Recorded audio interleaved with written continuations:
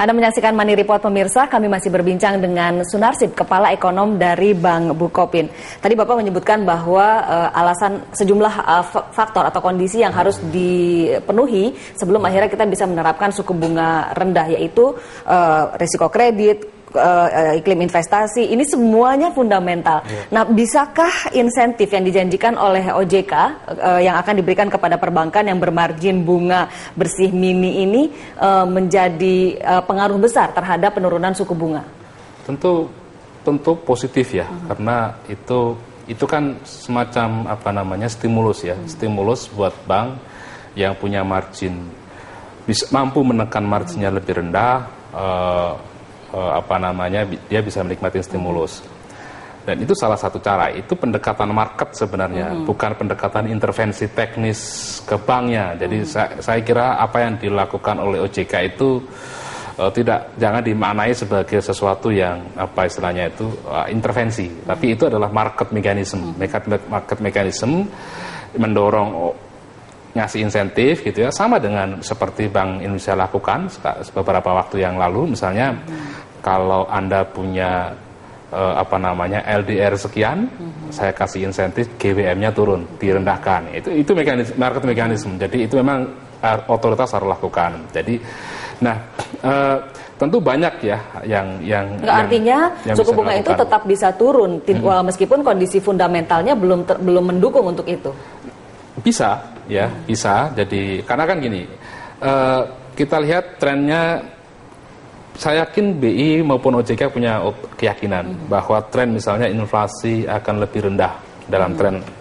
Sekarang kita hitung lah, kita 2 tahun terakhir ya, nanti tambah 2016 kan sudah 3 tahun, nanti 2017 4 tahun, tren inflasinya kan akan kelihatan. Saya kira tren inflasinya juga akan antara 3%, 4%. Jadi BI punya keyakinan, OJK punya keyakinan, Kementerian Keuangan pemerintah punya keyakinan, di situ kemudian akan bisa dicanangkan misalnya suku bunga bisa ditekan menjadi sekitar 7%. Saya kira sih ditambah tentunya memang ada ongkos dalam tanda petik ya yang dibayar atau yang ditanggung oleh otoritas seperti tadi, OJK ngasih insentif, BI nanti ngasih insentif, mungkin Kementerian Keuangan pemerintah dan lain-lain ngasih insentif dalam bentuk yang lain ya. Itu kalau itu bisa dilakukan, memang nanti ongkos cost of fund dari bank itu menjadi lebih murah, bukan cost of fund, biaya operasi yang dilakukan itu menjadi lebih murah yang ditanggung dibandingkan dengan negara-negara tetangga. Seberapa tinggi sih suku bunga kita? Memang relatif tinggi ya, kita harus akui bahwa suku bunga kredit kita itu relatif tinggi. Saya kalau nggak usah jauh-jauh dengan negara tetangga kita ya, negara tetangga kita mungkin selisihnya itu sekitar 2-3%. Besar juga ya? Lebih sekitar itu. Tetapi memang begini juga, karakteristik ekonomi kita itu memang mau nggak mau seperti itu. Sambil contoh misalnya, kenapa suku bunga di Singapura jauh lebih murah dibandingkan dengan Indonesia. Singapura kota kecil, infrastrukturnya ready, kita punya negara kepulauan, infrastrukturnya nggak ready, akibatnya apa? Cost untuk pengadaan penyediaan dana, penyediaan pembiayaan itu kan menjadi lebih mahal ya. Apalagi kemudian pemerintah concern dengan misalnya kredit kecil.